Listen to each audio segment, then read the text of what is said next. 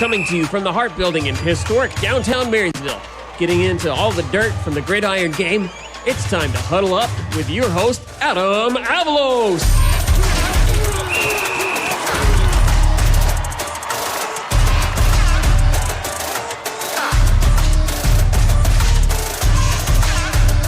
Welcome to Huddle Up on 93Q. We are so glad to have you. You could have been anywhere else, but you chose to be here. I guess my video is not loading, but it was a pretty cool video, a soundbite of Josh Allen. He had a bunch of amazing plays yesterday. I think at this point, kind of unanimous MVP. We'll see. We'll go around the table and ask some guys that. But yesterday, 48-42, the Buffalo Bills take down the Detroit Lions in a potential Super Bowl matchup. Could be.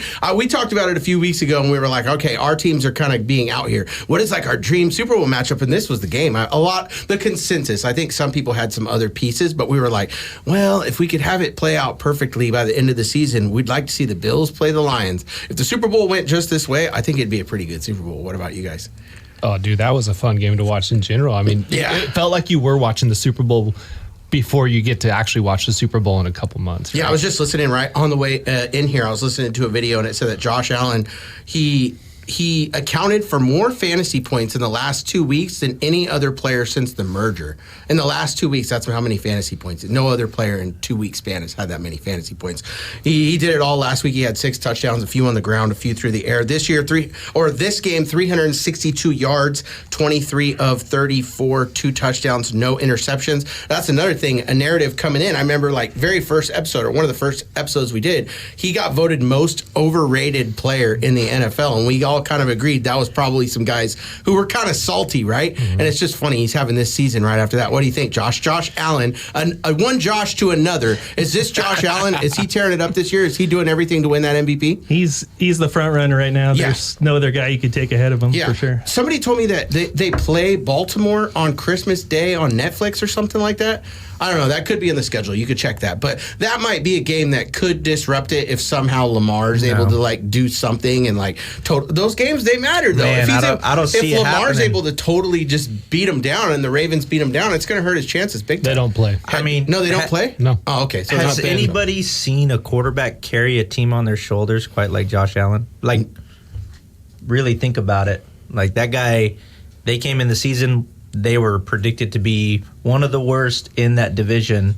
Yeah. I even said that. Remember, they got decimated with the free agency, with the contracts and everything. We didn't expect them to be the number one in that league. It got called back on a penalty, but did you see that forward push pass? Yeah, that was crazy. That's Josh Allen. Yeah, I know. We talked about it last time. It was 10. It was 10 plus yards. You know what I mean? It was super. I think he's telling you this little plug right here. You got to look excited and hit his mic. Sometimes they got get a little jiggly. Okay. How am I doing? Essentially, he's doing stuff that we don't see guys do all the time. Pretty much him and Patrick Mahomes. I mean, they're in a category of their own. Lamar and those guys are good, but Lamar's good because he can run. I just wish I would have put a bet on Vegas when I told you he was going to be MVP. Yeah, he was. You would have. Right? He can run though too. I was having a conversation with a coworker today, and we were talking about. Did you see that kind of like a late hit, you know, and then the next play he comes out and he runs the ball and he's looking for contact. Yeah. He's looking to hit. You know what I think maybe had to do with a little bit of him, that overrated vote is he is kind of a little bit of a flopper. He's always trying to get those soccer plays. Yeah. He'll do it, but he's kind of funny about it. He'll almost go way overboard. Way overboard. Almost like basketball players. Yeah, exactly. Soccer players. Yeah. But he's trying to get all them calls. But yeah, you're right. A guy right before I came in, he was he's the MVP not because of what he's doing, but who he's doing it with. Yeah. I mean, the rest of the guys on that team, you wouldn't even be able to name him. Tell me who's that Keon Coleman guy. He's a rookie. I just know him because he's been on some commercials and stuff. But he's a rookie. Beside that, who's he throwing to? His number one tight end is out. Running backs, you don't know their names. They're just guys that are interchangeable. He didn't throw to Cooper yesterday at all. No. Well, and the only thing that concerns me about the Bills is their defense and the amount of points that they gave up, right? I think that what we saw with the Lions was truly, I think that's where the Lions peak. I think the Bills are a better team than the Lions, and I just don't see it. Yeah. Jared Goff, he's probably got some ice on his arm today because he was 38 for 59, threw for 494 yards, 5 touchdowns. So that just tells you know that he's the first player in the NFL history to throw 5 touchdowns, no interceptions, over 350 yards, and lose a game. That's insane to me. But you know what that says to me without even having to watch the game? If I just woke up from a coma and I saw that, you know what that says to me? No defense. And they were thinking to themselves the entire time, no matter how close they were in the game, we got to keep scoring. We just got to keep scoring. Like, they're going to keep scoring. They kicked an onside kick with 11 minutes left in the fourth quarter. Yeah. That's because they didn't want Josh Allen to have the ball again. Yeah, I know. He's awesome. Well, didn't Josh Allen just have that record not too long ago, like a passing, receiving, and a rushing touchdown by a quarterback? It was last week. He got 6 of them. I think 3 weeks, and then he had 6 touchdowns last week altogether. Yeah, it's insane. It's insane. Do you guys think that the Lions, like, this doesn't mean anything for them? They're still a real good football team. I mean, they were close. They hung with them, but Josh Allen. They can still beat any team any week, but where I think this particular game was won and lost was the first 2 possessions of each half. The start of the game, the Lions went 3 and out. Buffalo got the ball, went right down the field, scored. Detroit got the ball again, didn't score. Buffalo went down and scored. It happened in the first and the second half. This was in Detroit too, which probably favors. It doesn't hinder the Bills, but it probably favors the Lions because Lions definitely wouldn't want to go. Definitely favors the Lions, but they're in the dome. Goff hasn't played very well in the cold, and this is his climate right now. This is what worries me about the Lions right now is taking that loss in the division that they're in right now. They could potentially lose that division now. Yeah. I mean, the Vikings win; they're tied. There's 3 teams in there with 10+ wins. Minnesota a dome too, but Green Bay is not. Is there any chance Green Bay sneaks back into it? Green Bay's at 10-3, I believe. Yeah, so they're not too far behind. That home field advantage would definitely, it's make cold a big in difference. January. Just saying. But Minnesota plays in a dome, right? Yeah, Minnesota plays in a dome, and the Lions play in a dome. But yeah, this where's the Super Bowl at? I forget. Where's it at? It's in Vegas. No, it's not. I think it's New Orleans. New Orleans this year. We got to find that out. We'll find out before the end of the show.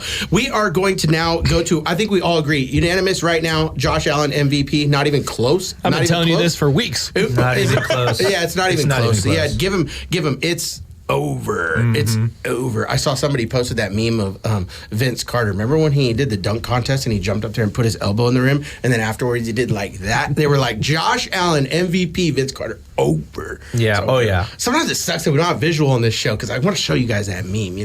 Vince Carter. You do. But I know. It's over. Show it. There you go. Adam, I barely even touched the net, dude. I got some information for you, bro. All right, what? The Super Bowl is going to be held in Las Vegas. That's right. All right, I was right. You don't even know it. 2024. That was last year. Oh, okay. Oh, this is true. Yeah. Man. New Orleans Saints, just to show you, I thought I was right. Next year, it's in Frisco, right? Or it's at Levi Stadium, I think, next year. But this year, it is in New Orleans, so they're going to play. See, I was a year behind already. Okay. Please forgive me. Hey, last year's Super They're not close to getting there, so he's not paying attention. Yeah, 26 is Santa Clara. So. Exactly. All right, we are going to skip steps here. We're going to go to a different topic. We are going to talk about our fire alarm player of the week. This is you know what? We're going to talk about cool kids. Sorry, we said we were going to do cool kids first. Man, you're this all is over a segment. the place. I know. I'm going to throw the fire alarm on you. I know. Throw the fire alarm on me. Holy smokes, Adam. This is where all over the place. This is where we throw glasses on in studio, and we name a person, a player, a team, a coach, anybody that you want to be a cool kid, an initiate in a very prestigious club. Ryan, who you got? Who is your cool kid of the week? This guy is averaging 114 yards from scrimmage the last 5 weeks. He's got 5 total touchdowns. He's playing with the Bengals. I'm going with Chase Brown. Ooh, Chase Brown. Brown. This last game, he had 25 rushes, 97 yards, and a touchdown with 3 catches and another touchdown. He's tearing it up over there and helping the Bengals out. That's been an aspect of their game they're kind of missing. Yeah, he's been doing really well, he's though. Been playing good. And honestly, he's keeping them in they are still technically, mathematically still in the playoff hunt. The Bengals? Well, so are the Niners, but they'll last too hard. Mathematics. Let's forget those mathematics. Statistics, baby. Remember, there's all those things in the NFL now. If a bomb drops on the middle of the Seahawks and the Cardinals, team buzz. I think Burrow needs to lose the highlights, and he'll come back. I think they grew out. They're almost gone. They're almost gone. He should have just shaved his head to see if that was part of the bad juju. But Josh, who do you got? Who is your cool kid of the week? Well, the easy target's Josh Allen. Yeah, we just spent 5 minutes talking about him. Yeah, exactly. I'll go Cooper Rush because when he took over Dallas, they were in total disarray. Yep. And in the last 4 games, he's thrown 8 touchdowns, just 1 pick, and they've gone 3-1 in that time. And they've tied the Niners in record. So hopefully he keeps doing well, and they keep doing well, and they pass us, and we get a better draft pick. Yeah, exactly. How about them boys? Yeah. Trey Lance, he's not getting a shot, huh? No. Bye-bye. We talked about this in the preseason. I know we talked about it a lot. I'm just saying, I was kind of hoping Cooper Rush laid an egg so he could see Trey Lance out there. Trey Lance, he's just relegated. You Niners fans still got it. I don't matter. I hope I think he stinks. I think he gets all on the field. This is why Cooper Rush is still in the Cowboys uniform. Yeah. He wins. Yeah, wins. Exactly. Yeah, I take Cooper Rush over Trey Lance in a heartbeat. Dak is better become like, oh man, he's doing something I can't do right now. Trey Lance is in that spot. He didn't even win at home this year. He's in such a good spot if he could just never see the field, because he could probably hold the backup job for a long time. Oh yeah. You know what I mean? Like there'll always be like that could he thing, and guys will pay him for that, right? Yep. And then if he sees the field and he's trash again, it'll be like, all right, don't put this guy on a roster no more. So Trey Lance, he's got to be the happiest. Squad forever. He's like, come on, Cooper Rush, you got it, buddy. Yeah. How can I help you? Massage your toes. Chad, who do you got? Who's your cool kid of the week? It was an important game this week between Philly and Steelers, and I think A.J. Brown had a fantastic game. Yes, he did. What do you have? 8 passes, 110 yards, and a touchdown for the Eagles. And, that guy's he's grinding away out there in Philly. And that was a big game between those two, and seeing kind of who was there. And I think the Eagles took it, but I think A.J. Brown's still grinding out there doing his thing. Yeah, we might talk about that a little bit. Nobody wants to talk about A.J. Brown. They all want to talk about the running back, Saquon. Yeah, but he's turned it up. They were having a little bit of turmoil over there. Like, all it did was took a little complaining, and all of a sudden, Hurts throws for 290 yards. Yeah, that's how it goes. It's like, look at that. Them wide receivers, they know. They know. Threw for the amount of yards I just threw in the last 3 weeks. Yeah, no, for sure. Yeah, they looked much better. My cool kid is Mike Evans. Old man Mike Evans. Been a long time, but he's still going up there catching footballs. And I'll tell you who's appreciative of him is Baker Mayfield. 11 targets for 159 yards and 2 touchdowns in a 40-17 win over the Chargers. That guy has been around a long time. I mean, I think a lot of people 5-10 years ago probably would have thought, I don't know, he hasn't been in the league 10 years, but probably like 7-8 years ago, probably wouldn't think he'd be playing this long, but he is a beast still. I was really surprised at the score of that game. I thought it'd be a little bit closer. This kind of puts a kind of a question mark over there in Charger Nation. Yeah, I know, huh? I thought they were a little bit better, but man, Buccaneers kind of bullywhopped them. I think you give the Chargers another year, you'll see. I think it'll be different next year. Honestly, it's going to be different. Yeah. He's given time, man. That guy's proven. Yeah, this is like a figure it out year. With Harbaugh, like he's getting all his faculty in order. Well, and they got the offensive side just got decimated over in the Chargers this year in the offseason. They released everyone. Yeah, them and the Bills. But the Bills figured it out. Yeah.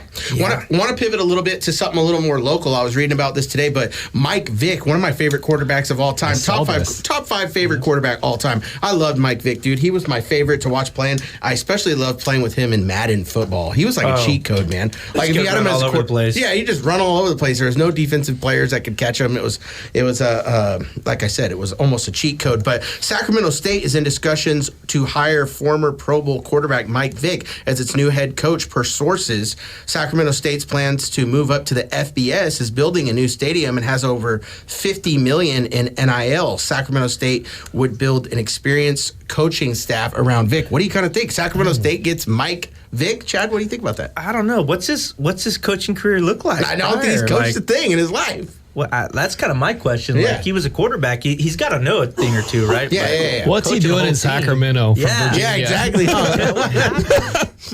All of a sudden, we hear about some dogfighting ring in Sacramento. What the heck? Hey, where do you think they get the NIL money over there? No, But I think that's super cool. It's going to bring in a lot of fans. I think it's going to bring in a lot of well, you see the Dion thing, right? The Dion effect is huge. Colorado, I didn't even know they were. Well, and Sac State's trying to get into the with the Pac-12.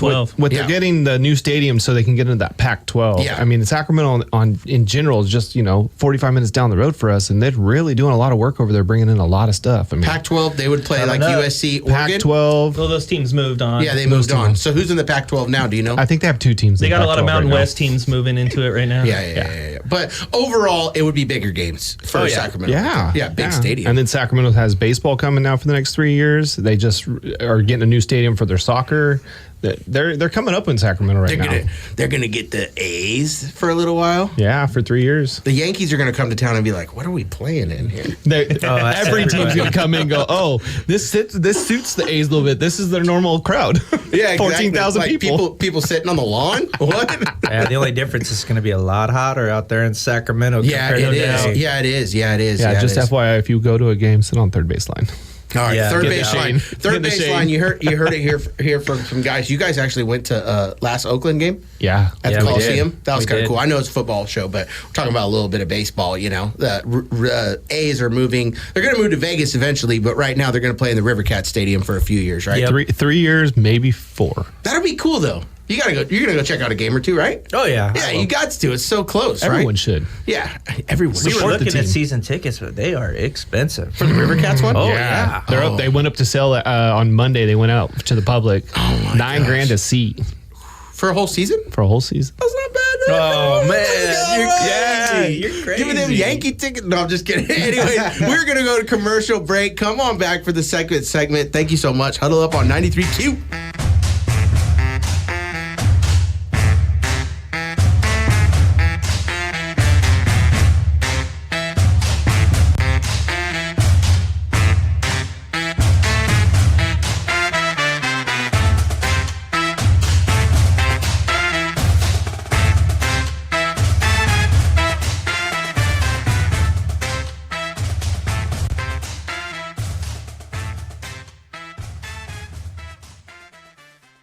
I'm Adam Avalos with eXp Realty. I'm a born and raised third-generation Yuba Sutter resident who has lived in the area all my life. My office is located at 1429 Calusa Highway in Yuba City, providing commercial and residential services to Yuba Sutter and Butte counties. Whether you are buying or selling, I promise to treat you and your friends and family like my friends and family. More information about Adam Avalos Realtor can be obtained by phone at 530-933-3541 or by following Adam Avalos Realtor on Instagram or Facebook.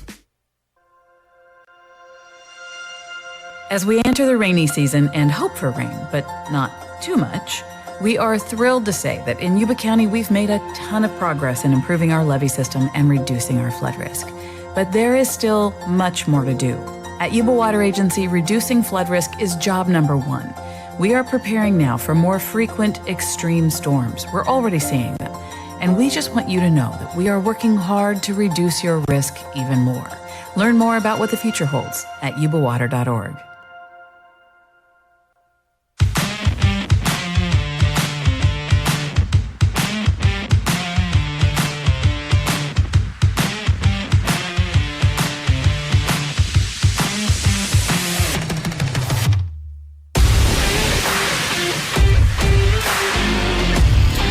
Welcome back to Huddle Up on a 93Q. Getting into our next segment here, we are going to talk a little bit about the San Francisco 49ers. I want to give you guys John Gruden's, though, his take on the game, okay? Hopefully this works. I tried to do this. Watched the whole game Thursday night because I was removing a fork from my eyeball. That was the worst football I've ever seen.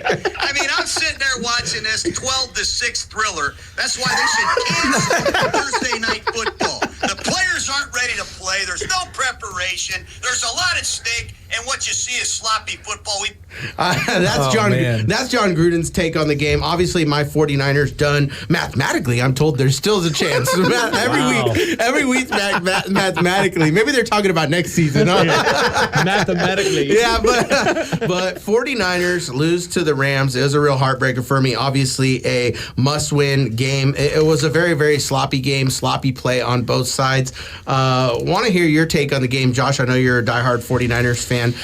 Just on the game itself, what did you see? Did you see anything good from the 49ers? Did you see anything from the Rams that you want to talk about? Go ahead, Josh. I saw good, but I also saw a lack of detail, which has plagued the team all season. They dropped 2 easy interceptions in the first quarter, one which would have been a pick 6. A bunch. And then Debo dropping that ball that would have been an easy touchdown.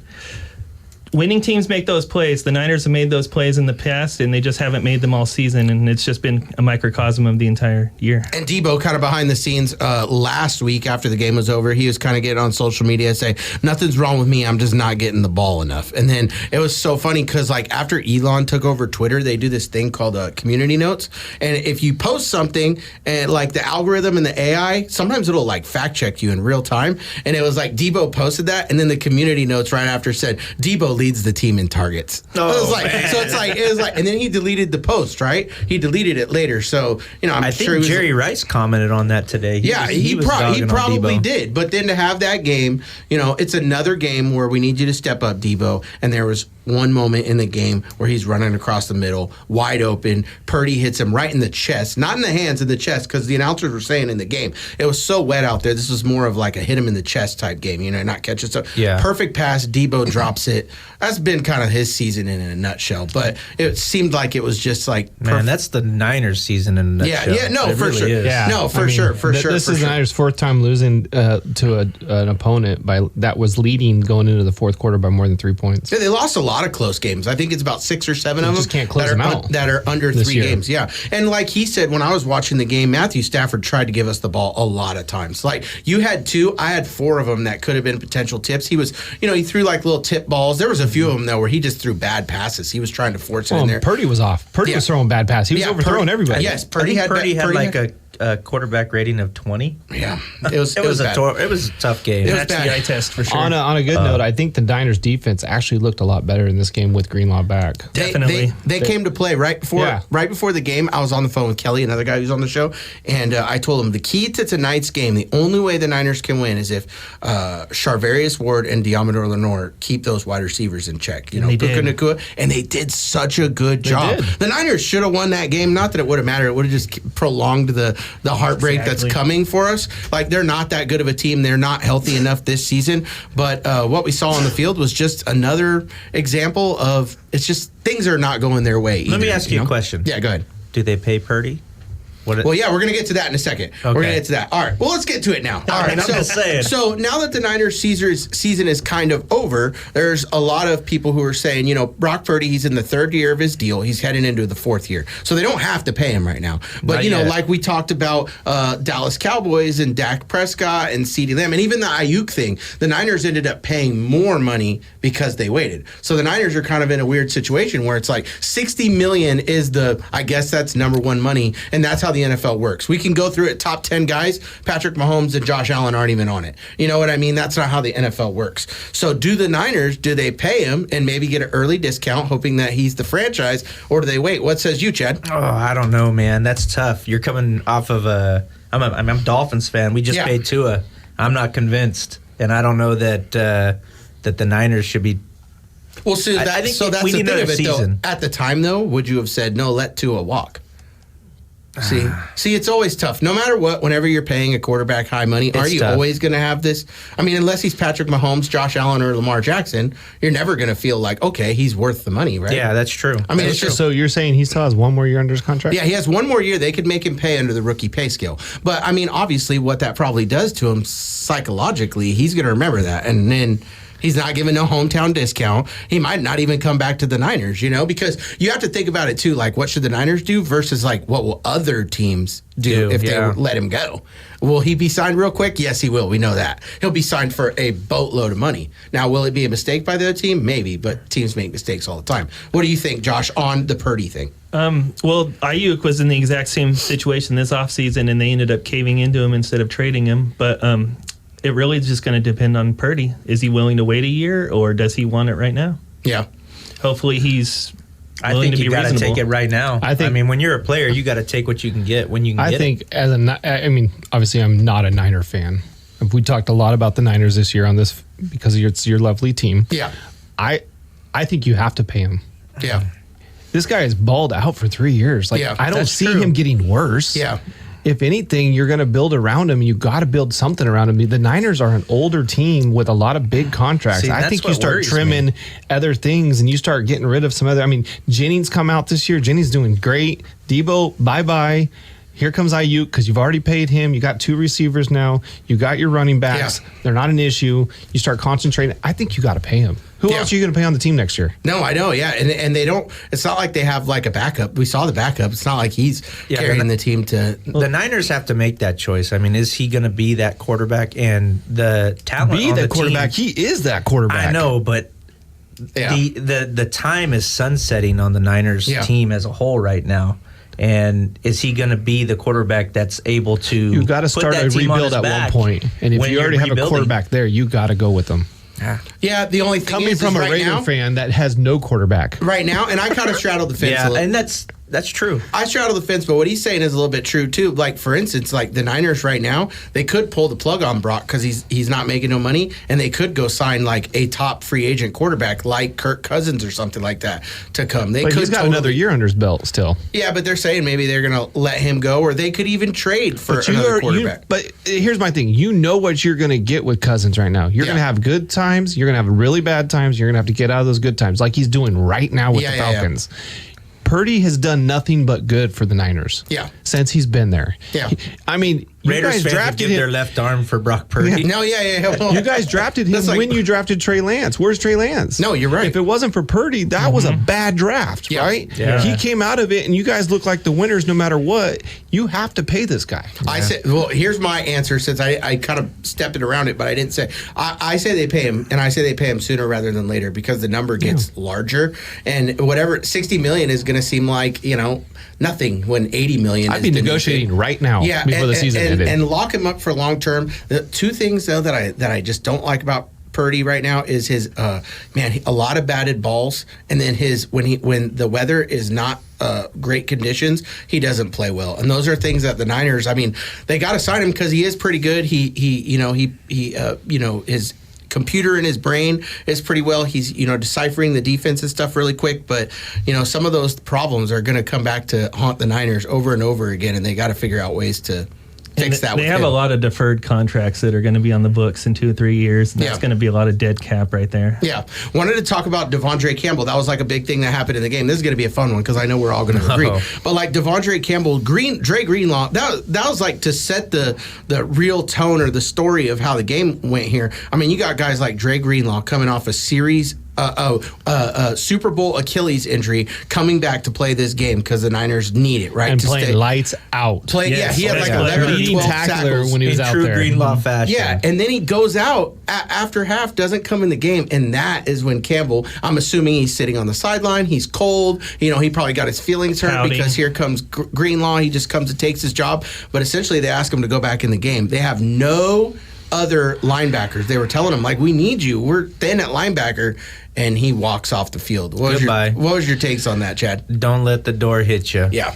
I mean, come on, man. You're getting paid a lot of money to be out there. It's ridiculous. Like, you're giving up not just on your team, but yourself. Like, I don't know how you come back from that. There's no way for the rest of his career, even other teams, like when you have that reputation, like that locker room issue, those guys will never trust you again. Yeah. Yep. I mean, he literally just smoked his career. It's insane. He's like a veteran too. He's not like They brought him over to be the Band-Aid for Greenlaw. That was the whole reason. Yeah, exactly. And he knew that, and it was just kind of crazy. I mean, your feelings weren't hurt when they didn't come get you when Kendrick was here, and then they voided the contract and went to Dallas, and they were like, you know what, come on back. But the only thing I could think of is he's like, you know what, he's been in the NFL for a while, and he's at that end where he's like, I'm just over it. I'm done. He was actually asked. I was watching a report today, the red one. He was actually asked to come in the game in the second quarter when the other outside linebacker went down for a minute. And he said no then. Yeah. He said no then. So they kind of already knew his attitude before Greenlaw went down. The part about it that's so disturbing to me is a lot of it seems premeditated, right? Like he had to have known there's a chance. Like if you're the backup quarterback and you get up in the morning, you better get up in the morning thinking, I could play today. Like, better get prepared like I'm going to play today, right? Yeah. So if you're the backup middle linebacker, you're getting up preparing to play. Why did he put the uniform on if he knew he was going to do that later? He knew his place on this team the whole time. Yeah. To me, it almost seems like he knew, dang, if these boys get in a hot spot today, they have no idea what I'm going to do to them. They have no idea. It was planned. It was like planned by him, and that's as a Niner sick. fan, did you see who threw him off the sideline? He didn't just walk off. John Lynch. John Lynch went down and told him, get off. Yeah. And that's I mean, good. you got the president of the team saying bye-bye. Yeah. We'll talk to you Then he had at another respect time. right there. Yeah, I he got had respect a, for he had John a little Lynch. smirk on his face. But yeah, man, that was sickening to see, especially, probably wouldn't have changed the game. He's been a buster all year. He's been like, you could see he's been, he's getting up there a little bit in age, but a lot of blown plays that the Niners have had on defense have been by way of him. A lot of Niners fans who get into analytics have been calling for like D. Winters to maybe take his place or whatever the case may be. But yeah, that was sad and it was shameful. And in a way, I don't know. Should have told them before the game, I'm done. Yeah, that's it. This was totally premeditated. Yeah, he could have just said, I'm disrespected. No, he purposely went into it with a plan. Like, hey, if they get in a spot, I'm just going to walk off and watch this, And yeah, he wanted that. He wanted that And you know what? publicity I too. like the way the Niners are handling it. They're not going to cut him. Yeah, They're going to suspend him so they can get some of their money back from their sign-on bonus. Yeah. And not cutting him allows him not to go to another team to compete for a Super Bowl this year. Not that anyone would take him. Yeah, exactly, but still, it doesn't give him a chance at all because there Yeah. might be somebody out there that gets in a very hard pinch that says, you know what, he's available, let's get him. Even next year, man, I'd be so shocked if that guy plays on an NFL roster. No, I agree with Chad. He He, needs to be smoked gone. his career. I think he's Yeah, it was the done. same thing. They said it was a lot like Antonio Brown, what he did. I mean, the antics were more. He took his jersey off and then he was like shirtless, but And he was still productive at that time. Yeah, it was the same thing. And yeah, Devondre Campbell, he's like hardly even productive. I don't even know why the Niners. Well, got him. I don't think he's as public as Antonio Brown. I don't know. I don't really necessarily know the guy. Yeah. And like Antonio Brown, like legitimately lost his mind. I mean, on TV, we all watched it, right? Yeah. But this guy's just like it was calculated. Antonio Brown is my favorite Twitter follow, though. I bet He's the best, bro. Back in He's the best. Back in March, What's he gonna do today? Yeah, back he's in March, crazy. Devondre Campbell tweeted about being misused in Green Bay and that the team should have called him to take a pay cut. This pretty ironic coming from him after what he did the other day. Yeah, you're right. Oh, and yeah. then when I remember when he came to the Niners, he kind of like right when he made the switch, he was kind of like, oh, they threw me out over in Green Bay. San Francisco is getting a real one and stuff like that. And I don't know, too. real fake one. Honestly, it kind of showed me a little bit too, though. I don't think that would have happened on previous Niners teams. And this team is just missing Trent Williams and Debo not being productive. Those guys were two guys that were kind of leaders on the team. And Trent Williams is not there. Debo's not playing well. But I don't know, just to me, They're losing the locker room. yeah, a little bit. the locker room's kind of in a mess right now, Yeah. and they need to fix it. But getting rid of a guy like that's a good move. I feel like this kind of brought the core together a little bit because they were all on the same page on this issue, and I think it might be good for them going forward. Yeah, you're probably right. It was like we could finally agree on something. Yeah. George Kittle never gets mad. He was mad in the press conference. yeah. Him and Charvarius Ward were like mad. George Kittle was like, I never played with a guy like that, and I hope I don't ever have to again. Yeah. And I respect Charvarius that. Ward was cussing. He was not happy. I think if he would have been standing there in front of him, he would have had words for him. He just lost his child and he's playing. You What? want updates? What, on the game? We got two games going All on right, go tonight. ahead. Give us the updates Two on the game, games Ryan. going on tonight. The first game is the Bears-Vikings. It looks like they're just coming out of half. Vikings are up 13-0. And the other game is the Falcon-Raiders with 2 minutes left in the second quarter, and Falcons have the ball up 9-3. Some pretty boring games. Just best Rams-Niners impression. Before we go to commercial break, we're going to do a little fantasy roundup. We're going to talk about fantasy football. We all play, of course. Oh, yeah. You're not red-blooded American if you don't play fantasy football. But we all play fantasy football, and some of us had better luck than others. Some of us out of the playoffs, in the playoffs. I'll tell you my story real quick, and then we'll go around the table. But Our story's about as good as the Niners story. Yeah, my story's about as good as the Niners story. Probably worse. But second in the league, doing pretty good. Ain't won in a while. So you go in, you're top seed, got a good team. And a lot of my team is predicated around the Rams and then 49ers. I got a lot of those players. Well, they played and they met in a game and they got a combined like 28 points over my 8 players. And I literally lost in the first round. Yeah, I lost. First round of playoffs, and you literally have the most players in a game that had 0 touchdowns, which was the first time in So what you're all saying of is this year. you're competitive during the year, but when it comes to playoff games, Yeah, you just let it go. I got whumped by Are the you seventh sure you're not player. a Dolphins fan? I know, huh? Come on. So go ahead, Chad. Tell us about your fantasy league. Which one you're most passionate about? How you doing in it? How's the playoffs going? Oh, I've been in this fantasy league for a little over, it's been probably 12 years, and we do an auction draft. So the auction draft's, real fun. Yeah. And, we're looking into that. I got to tell you, I'm in second place right now. I'm on a bye week, so next week we'll see. But Kamara going down is going to hurt me. It's going to hurt bad because he's been such a producer this year. But I got Mike Evans. I got Justin Jefferson. I mean, if Tyreek can come around. Who do you play with? Do they know football? Flyers. How do you get all them wide receivers? Can dude? we get in that league? You know what's funny is I went straight. So last year I won the league, and I went straight wide receiver heavy. So this year when we took the draft, I just went straight wide receiver heavy again. And I'm in second place. I'm at like 9-5. The other guy has like 11 games he's won, and he's doing pretty good. But I mean, I'm hoping my wide receivers come through. Yeah, for the me. wide receivers, they can get you a boom score. You know what I mean? Like, they can get you those like 30, 40-point games. Josh, what do you got? Josh is in my league, so I already know. Not good news for Josh. But. Yeah, I lost to Ryan this week, but it's all good. Oh, yeah. I'll be back next year. I know. Ryan's a good guy to lose to. He doesn't rub it in or anything like that. I don't rub a bit in. Yeah. Actually, I was just talking to Josh before the show started, and I was like, he didn't come to the draft this year, and I swear every single person he picked up was like supposed to be on my team because he was like the pick before me. And I'm like, this Josh, man, he does it every year to me. Every year. I was telling him how I've been having, you can have that watch list, and I actually have used the watch list. And of course, I'm a Raider fan, so I had McCormick sitting there watching him for 2 weeks. And I'm like, this is a week, I'm going to go pick him up. Josh takes him. I'm like, man. Oh, yeah. But I did get the, first round victory for the first time this year. I'm actually in the hunt this year in this league, which How's Keegan doing? Keegan's on the show all the time. He's at a tight matchup too. And then in our league, it is Brendan. Brendan beat me. And Chunk. Chunk's still in it too. And Chunk had an amazing week. In our league, like an average, it's maybe like 150, 170. I think Chunk had 270. Yeah. He destroyed him. And the guy he was playing Can I save some of those points for next and the week? guy he was playing had the second best week of anybody else, like 220. He would have won any other matchup. Would have beat everyone. Yeah, that's so upsetting. irritating. Looks like Keegan, he's down by 5 points, but he's projected to go over by 8 points. All right, Keegan, if you're watching, we're rooting for you. I'm always rooting for. Hey, what I love about our league is how competitive we are every year. And here you have the top 8 players get in, and it looks like the bottom 4 are going to upset the top 4 in the first week of the playoffs. So the top Just 4 like the in our NFL, league anybody's out. Week 1, not even one big dog left. I tell you what, I'm sweating in my league right now. All right, you tell us about it, So, Gay. I was 6th in my league. We have an 8-person league, and so I barely squeezed into the playoffs. All right. Right now, I am leading 155 to 152. over number 1. Over number 1. And it's all hinging on Minnesota's game right now. Who do you need? Who do you need? Who you got? So looking for? right now, I've got Keenan Allen. He's my last player playing, and they've got the Minnesota. So we do it. So it's That's the good, whole though. team is the quarterback. The whole team, and so the Minnesota quarterbacks. Game script So is good for it him, right? It's 14-0. Right now, 13-0. All right, it game keeps script. bouncing between 40 and 50% who's going to win, and so it's tight. And so Keenan will catch one. He'll catch Anyone's one bomber. game. He'll as catch long as one I can bomber. win by 0.01 points, I'm okay with that. We got to go to commercial break here. I'm sure. Come on back for the third segment. Huddle Up on 93Q.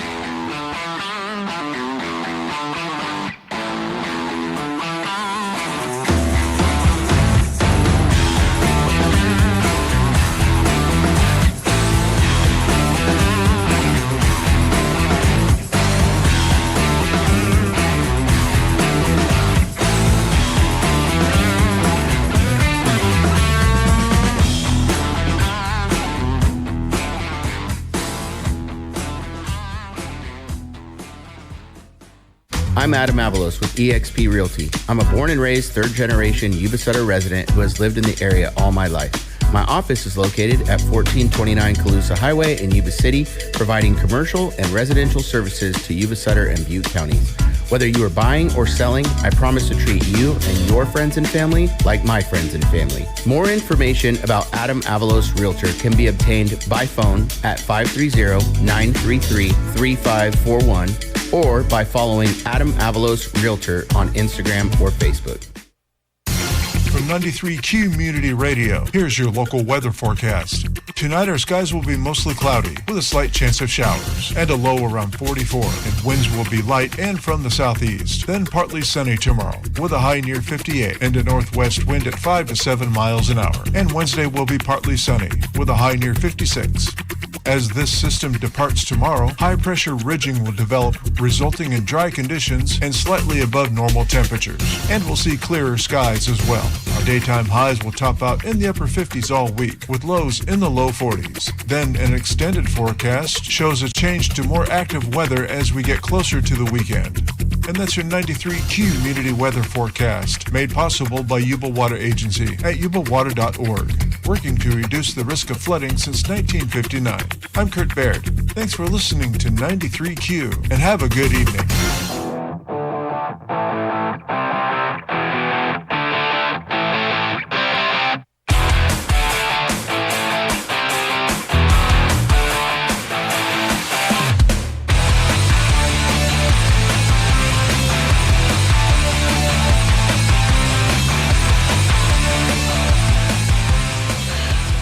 Segment number 3. Welcome back to Huddle Up on 93Q. We always like to end the show on a sizzler. So I got a few. I like to find Sizzler, like $7.99 all you can eat. Yeah, there's no way it's $7.99 anymore. It's got to be like $17.99. Yeah, 25 years ago. $17.99. I have no clue. I just threw something out there. That's not a spot for Sizzler I at wanted all. to talk about this thing that I saw this week, and it was so interesting to me. And then I thought, man, this would be good to talk about on the show. But it was a former player, former New York Jet, Mark Gastineau. He saw Brett Farve at it was like a signing event or something. But I want to play the scene.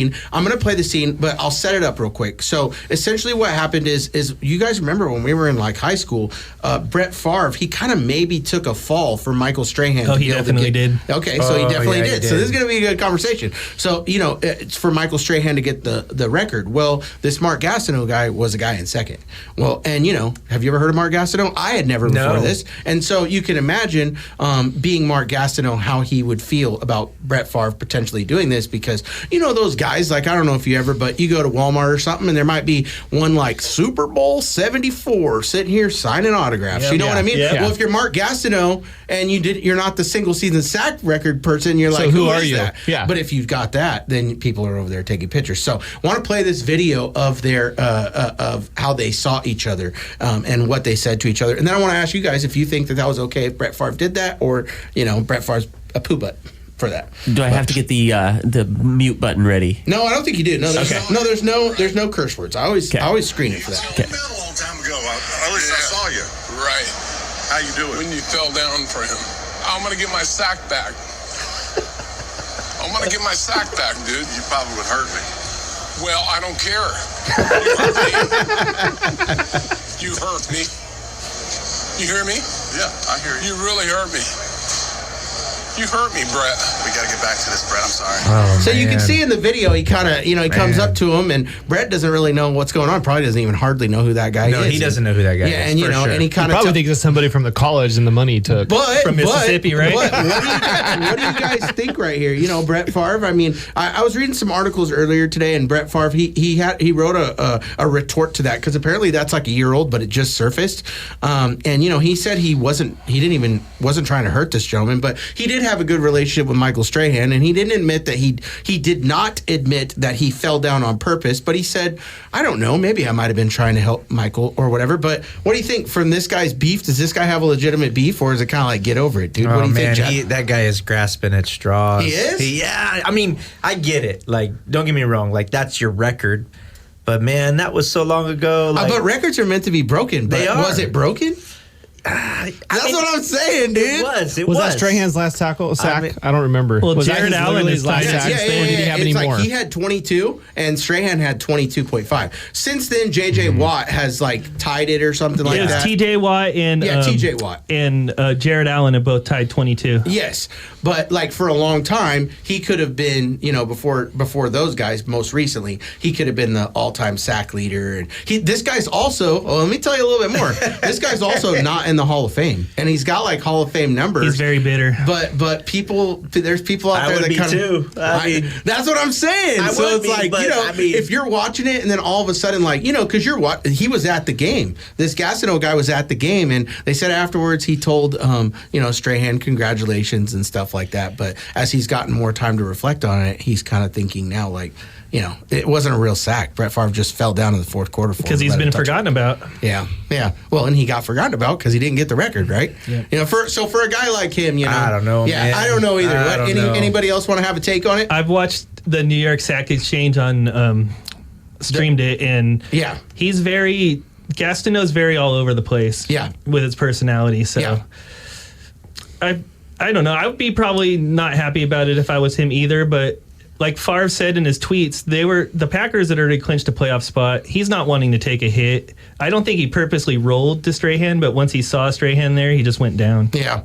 I guess if it was like baseball and I was a single season home run guy, and then I had it for like 20 years, and then I knew the pitcher and the hitter were like kind of cool, and the new guy that was close to breaking my record went up, and the pitcher just threw him one right over the plate, I'd be kind of salty about that. I'll tell you right. Or the batter was juiced. I mean, I'll tell you how I feel. I'm just saying. Go ahead, Ryan. I would be salty as heck. I'm still salty over the tuck rule. Oh, yeah. Oh, my God. I'd be salty. That is salty. I mean, that was a fumble. I don't care who you are. And if that wasn't a sack, that's not a sack. Let me tell you something. Let me tell you guys something. You ever seen him Hey, I'm a interview him Kings and he's fan. I like, feel bitter about he's like, 2002. no, I was definitely throwing it. Yeah, like no, you weren't. Woodson. Have you seen some of the interviews since then? Yeah, he'll agree to He it. cracks he me up. does. He hands up. He goes, look at. He goes, hit my hand. Yeah, I saw. He goes, a forward pass. Let me tell you guys something. If I was Gastineau and then you guys came in here and you guys try to tell me I wasn't the sack leader, I'd tell you to miss me with that. I'm the sack leader if the record holder got his last sack like that. Well, technically, he's tied for the sack For leader me? now. No, I think he's Because beat him. I mean, TJ whatever Watt gets and you into Allen. Walmart Yeah, to sign some but as far as, autographs, like, I guess. I mean, Gastineau. What's that? I said, whatever gets you into Walmart to sign some autographs. Yeah, you know, that's where I've hey, always you know. seen those guys. It'll be like some dude I've never heard of from the Niners, like 84 Super Bowl season, like that was like number 53 on the depth chart. Will be in there signing autographs. Just because you weren't born then. Hey, John Klecko got over 20 sacks that year too. The Yeah. same year Gastineau got 22. And guess what? Adam gets in line every time. He does. Let me get that autograph. Yeah, let me get that. But then I gotta Google you. I got no autographs. All right, well, we're switching topics to. I like this fun stuff. We talk about football all the time. This is like football related. I like Brett Favre, but he's kind of been known to irk a few people. Put a few Still knives off in the there. field. Yeah, still off. Everybody in Mississippi. He's definitely questionable in some of the Volleyball. stuff that he involves himself That would in. make it worse. Like if it was like some quarterback like Kirk Cousins that I know didn't mean anything by it, I'd be like, oh, Kirk just be like Brett Favre. He just seems like he'd be like, I don't know, he'd do it on purpose or something. I don't know, but that Mark Gastineau guy I guess it kind of stinks for him a little bit, but he should have got one more sack. You know what I mean? Yeah. Like if he would have got would have took care of himself. I want to switch over to Aaron Rodgers. This was something that Ryan and me were kind of talking about this week. But Aaron Rodgers, he's faced a lot of scrutiny over the season, Even on our show. and on our show. Oh my gosh, Aaron Rodgers. He probably doesn't listen to this show for sure, especially when Kelly's here. But he goes off on him. It's funny too because like the closest NFL football player to us is probably Aaron Rodgers, and we dog on him all the time. I don't really dog on you, Aaron Rodgers, but anyways, he Ryan's going to set it up because he probably knows a little bit better. But essentially, he doesn't like the criticism that he's receiving from guys who have either played the game or not played the game. The pundits on TV, like He doesn't ESPN like the pundits. So SportsCenter. basically, he was asked a question this week on Pat McAfee's show from his former teammate AJ Hawk about what do you think has changed in the 20 years you've been around? And he basically said the media, the way they cover the games, the way they report on the games. Back in 2008, 2009, highlights were highlights. They made them fun to watch. They were long. You really got to see the show. And he goes, now it's like 3 clips. You don't even see them. He goes, it's more about people that just want to have an opinion on the game that either have played a long time ago and are not relevant and are trying to stay relevant, or have never played the game before and have never been part of the game before. And I just thought it was really ironic because here he's getting paid $1 million from Pat McAfee to be on the show. Yeah, the same thing. Pat McAfee, the biggest sports podcast show on the planet. Ex-NFL player. Ex-NFL player. Aaron Rodgers gets paid like a handsome sum of $1 million to be on each week throughout the season for about 5 minutes. Why does he get to be on there, though? Why does he get to be those on there? 2008 highlights and 2009 highlights were probably pretty cool for Aaron Rodgers. He's not in any of them anymore. Yeah. So I'm just, I mean, if he had a little bit more highlights, maybe he'd feel differently. Well, and if you follow it up, like after the segment came out, like the next day on ESPN, it was brought back up, and Ryan Clark actually had a big take on it, saying you're just a fraud.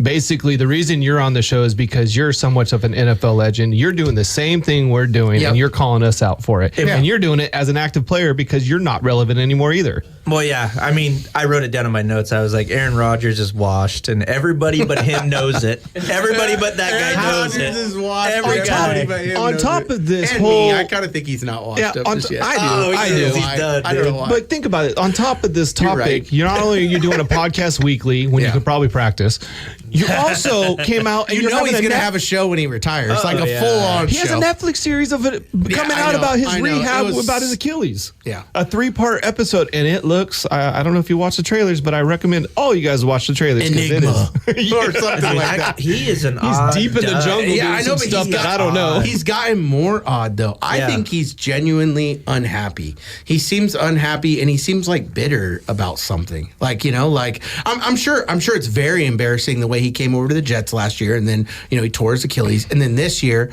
I mean, they're terrible. He looks miserable. And everybody thinks he's washed, and so he probably does feel, He definitely has that survivor mentality. He's having the typical thing every good quarterback does that has a good career with the whole team. They move on to another team thinking they still have it in them, and they end up washing He's out. Brett Favre in it right now. He's Brett Favre in Joe Montana. Favre was good, though. Yeah, but Favre How? He has one Super Bowl also. No, but Favre with the Jets and the Vikings was pretty good. I don't have the record in front of me, but they could hang with everybody. You're right. Oh, the Jets Jets sling it. They only won like 3 or 4 games. They're like terrible. Actually, he had a good game this week. To be good. Their roster, there's no reason, which I think all of us agree, Aaron Rodgers is probably big part of the reason why they're so bad. They won just as many games like with Zach Wilson. Oh, yeah. He's just like cancerous at this point. All I got to say is getting old sucks. I want to go to Josh on his the first step, though, is admitting it, and he can't. Aaron Rodgers said, the Sports Center of my youth, those guys made highlights so much fun, and that's what they showed. Rodgers said, now it's all talk shows and people whose opinions are so important now, and they believe they're celebrities now. He went on to say, no one remembers them from their playing careers. They just have sports opinions that are unfounded and asinine. What do you think, Josh? As someone that used to watch ESPN Sports Center 3 or 4 times as a kid over and over again, I kind of agree with that. I agree with that part, but at the end of the day, ratings are what sells. So people are watching it. So we do a sports show. We do it too. Yeah, exactly. I think our opinion matters. Every time I see Cam Newton, it's just like, why is this guy on TV? Look, he looks ridiculous. I'm just sorry, man. But his show to me too, like we live in the. That's why us plug with our YouTube page. I got to talk about Young Champs too. All right, we're gonna do a timeout here, but like on our YouTube page, people absorb things in much smaller segments now. They don't watch a whole show, right? Yeah. And so some of Cam Newton stuff is funny. So what I say is like Aaron Rodgers. I don't even know what this is about, but anybody who's anybody, whether you played sports, whether you're in a wheelchair, whether you're the best of all time, you can talk about sports and have your own.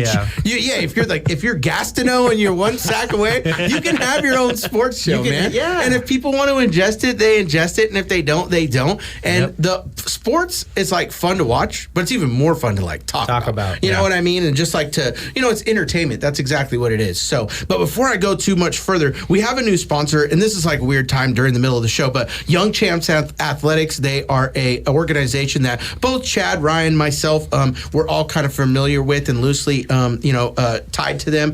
But they are going to have a crab feed on January 11th. Very, very important. We'll get you some more info. I'll post something on my story, something like that. But Young Champs Athletics, thank you so much for sponsoring the show. They're a nonprofit organization for the youth that's actually does sports and agilities every weekend on Yuba City High School. So it's like training stuff. It's totally training in the off season to keep the kids active, rain or shine. It's Saturday and Sundays. Yeah. So I believe it starts at like 8 or 9. I don't know the exact start time. I can find that out though too. Real good organization.